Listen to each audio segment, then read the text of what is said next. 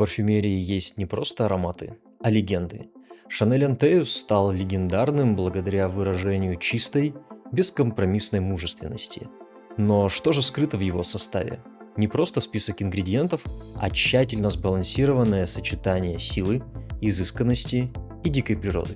Здравствуйте, меня зовут Дмитрий Конопелькин. Я парфюмер-любитель, и в этом видео мы разберем структуру Антеус. От глубокой древесно-шипровой основы до противоречивой анималистичной ноты. После выпущенного в 1955 году Pour Monsieur, Антеус стал первым крупным запуском мужского аромата от Шанель. В 1981 году на пике популярности были смелые, громкие ароматы, которые заявляли о своем появлении. Но перед мастером-парфюмером Жаком Польжем при создании парфюма была поставлена задача не просто соответствовать эпохе, а еще и сохранить изысканность модного дома.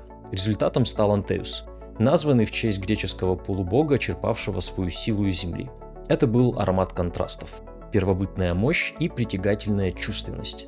Чтобы понять Антеус, полезно вспомнить описание классического древесного шипра. Эта структура характеризуется сочетанием ярких цитрусовых верхних нот, белоцветочными средними нотами и густой темной мшисто-древесной базой. Эти базовые ноты, во-первых, формируются за счет значительного количества эфирного масла пачули, несколько процентов от общей формулы. Это изысканный, почти шоколадный пачули, создающий плотный, темный и насыщенный древесный фундамент. Это плодородная почва, из которой полубог Антей черпает свою силу.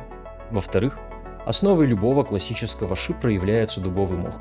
И вот тут мы подходим к неизбежной теме изменения изначальной формулы. Винтажный Антеус, судя по обсуждениям на форумах, содержит абсолют дубового мха выше следовых количеств. Однако, как мы обсуждали в обзоре Tom Ford Bois d'Argent, с 2019 года использование натурального дубового мха было строго ограничено из-за содержания аллергенов. Поэтому современная формула Антеус была адаптирована, то есть для придания мшистости используются синтетические молекулы, такие как ивернил, он же веромус. Эти синтетические компоненты обеспечивают тот же эффект, но он чище и лишен размашистой объемной глубины оригинала. Идеальная ли это замена? Нет. Теперь это другой аромат? Нет. Потому что сохранен третий элемент – лабданум. Совсем небольшое количество, меньше процента от всей формулы, этой мощной липкой смолы придает теплый амбровый кожаный оттенок, который служит мостиком между древесной базой и более анималистичными нотами, ключевую роль среди которых играет касториум. Исторически касториум был натуральным продуктом, добываемым из бобров. Но сегодня по этическим и практическим причинам промышленность использует почти исключительно его синтетическую реконструкцию. Когда вы слышите слово «анималистичный», легко подумать, что это что-то грязное, однако в парфюмерии все зависит от контекста и дозировки. Низкое содержание касториума в Антеус, опять-таки меньше процента от всей формулы, тем не менее производит колоссальный эффект. В данном случае это скорее текстура, чем запах. Это потертая добротная кожаная куртка, это оттенок компетентной уверенности в своих силах. Именно эта нота отличает Антеус от других чистых древесных ароматов. Стоит отметить, что этот эффект усилен синтетическими мускусами, скорее всего тонолидом, известным способностью формировать запах сырой шерсти, усиливая при этом стойкость всего аромата.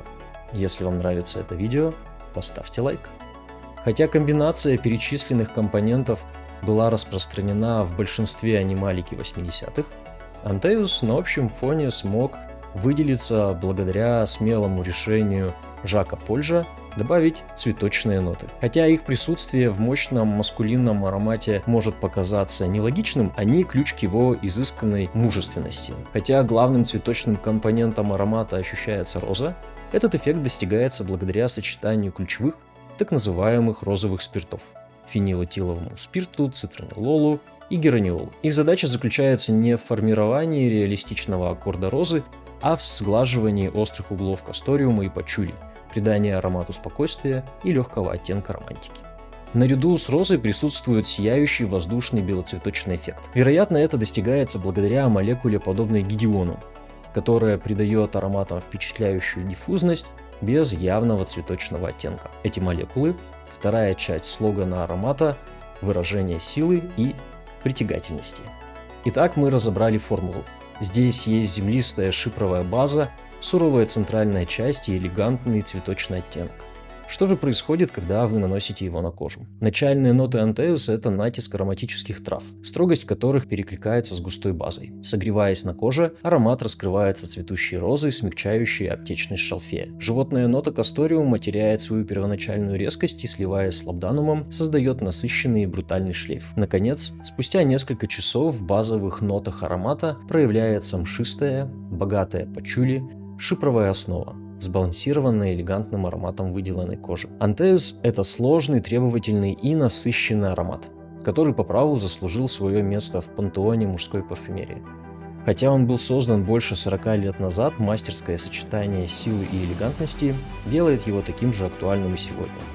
А в следующем видео мы разберем Tom Ford Bois Pacific, история которого только началась.